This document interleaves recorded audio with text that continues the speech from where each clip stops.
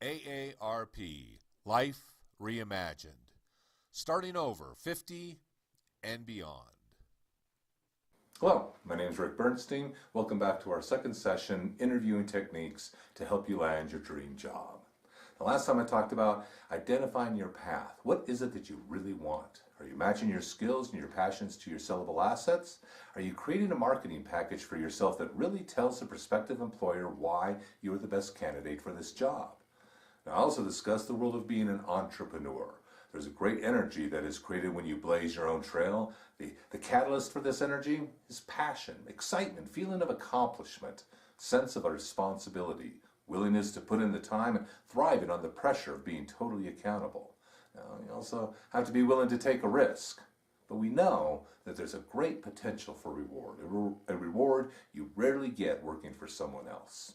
How do you decide? How do you decide between going for your own business or working for an established company? It's a huge question. A question that you will have to wrestle with before you can put together your marketing plan, which is your resume or your business plan. So first things first, which is it going to be? Now there are pros and cons on both sides of the argument. Let's take a look at my chart here. These were my pros and cons. Have you made up your mind? Let's say that you have. So let's look at the resume first, and next we'll take a look at the business plan. There are three basic types of resumes that you can construct. There is the chronological resume, there's the functional resume, and there's the combination resume. All three have their value depending on how your career history lines up with your future goals. Now at our age, it's probable that we've had some various jobs. Perhaps your last position you had for the past 10 or 15 years.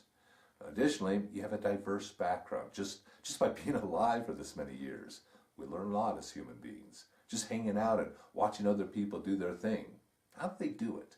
What can I learn from their techniques? As executive director, one of my primary jobs was to write grant applications.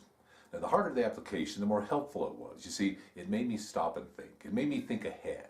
It forced me to strategize. It caused me to not only come up with a plan A, but the necessity to also come up with a solid plan B just in case plan A doesn't work out. Now, I think the cover letter gives us the same opportunity. It causes me to reflect, to think about what it is I truly want, and then create a strategy to go out and get it.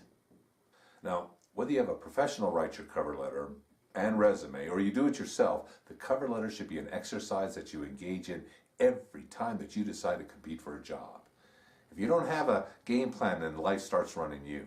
And then you only get where you end up. You never get where you're really aiming for, unless it's by accident.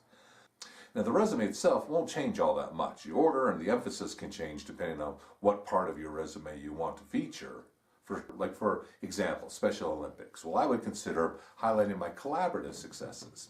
I would talk about my communication skills, and I would follow and support my style with my results in fundraising, particularly grant writing. I don't need to highlight annual giving if I'm going to be grant writing.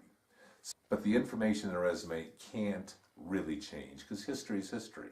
All right, we can revise it a little, but you don't want to ever get caught in the trap of not telling the truth. You know, it's too hard to get a job. You don't want to screw it all up by not being honest. And then you have to start all over again. Let's talk about the route of the entrepreneur. That's the route I've taken for the past 25 years.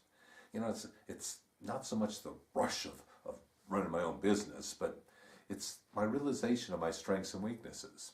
See, I know that I have a hard time maintaining communication up the ladder. I do great with subordinates, do good with peers, not so strong with superiors. So I know, unless I have a unique situation, I'm going to be challenged with that line of communication. So I make a strategic choice. Especially after 58 years old, I've chosen to play my strengths and not try to be all things to all situations. So let's talk for a minute about a business plan for those of you contemplating venturing out on your own. Now, there are many approaches to putting together a business plan. There are many templates that will fit the specific business you are planning on opening. There are many templates free online that you can look at. For me, I start from opening day of my new business and then I work backwards. I envision what I want my opening day to look like, and then I start itemizing all the items, steps, tasks, and documents that have to be dealt with in order to accomplish my opening day. I lay out a schedule of when I'm going to accomplish each of these tasks, and then I attach an expense to each task so that I know how much it is going to cost.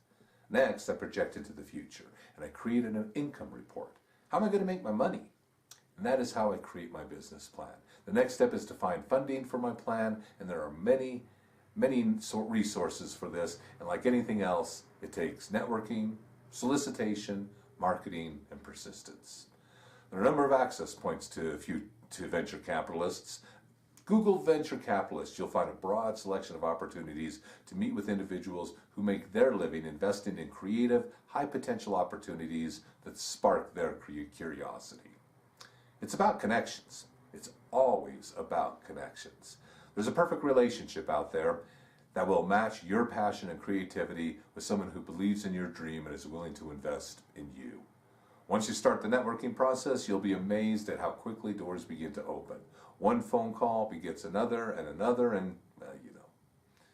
How do you eat an elephant? One bite at a time.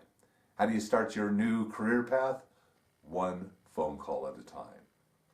Yeah, text if you must, but the key is to reach out. Talk about your passions. Find like minds who will support you, and stay away from the naysayers who want to bring you down. So, go for it. Truly, you have nothing to lose. If you wait till you're ready, you're just going to be older and you're still going to have to take the same steps to get where you want to go. So go. The next time we meet, we'll talk about the interview. Thanks for spending time with me. I hope this has been helpful.